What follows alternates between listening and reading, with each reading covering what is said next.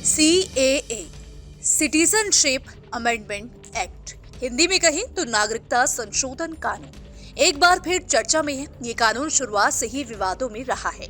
इसी वजह से दोनों सदनों के मंजूरी मिलने के बाद भी अब तक इसे लागू नहीं किया गया था, लेकिन अब भारत सरकार ने इसका नोटिफिकेशन जारी करते हुए इस बिल को लागू कर दिया है।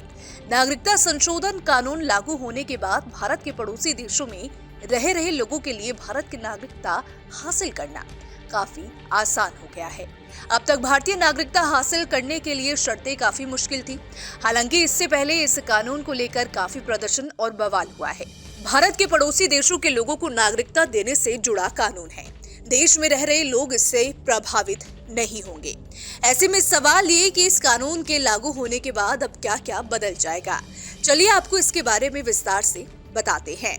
नागरिक संशोधन अधिनियम में भारत के पड़ोसी देश अफगानिस्तान, बांग्लादेश और पाकिस्तान के उन लोगों को भारतीय नागरिकता देने का प्रावधान है जिन्हें धर्म के आधार पर परेशान किया गया हो।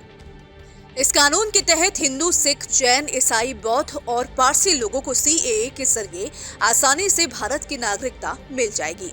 ऐसे में सवाल ये कि आखिर मुस्लिमों को CAA में शामिल क्यों नहीं किया गया।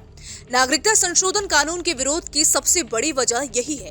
विरोध करने वाले इस कानून को एंटी मुस्लिम बताते हैं। उनका कहना है कि जब नागरिकता देनी है तो उसे धर्म के आधार पर क्यों दिया जा रहा है, इसमें मुस्लिमों को शामिल क्यों नहीं किया जा रहा।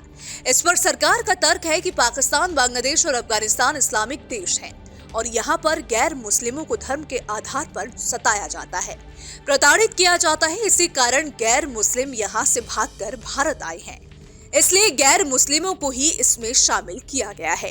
कानूनन भारत की नागरिकता के लिए कम से कम 11 साल तक देश में रहना जरूरी है, लेकिन नागरिकता संशोधन कानून में इन तीनों देशों के गैर मुस्लिमों को 11 साल के बजाय 6 साल रहने पर नागरिकता दे दी जाएगी।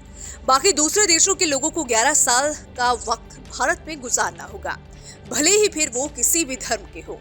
ये कानून संविधान की 6ठी अनुसूची में शामिल असम, मेघालय, मिजोरम और त्रिपुरा के आदिवासी क्षेत्रों में लागू नहीं होगा।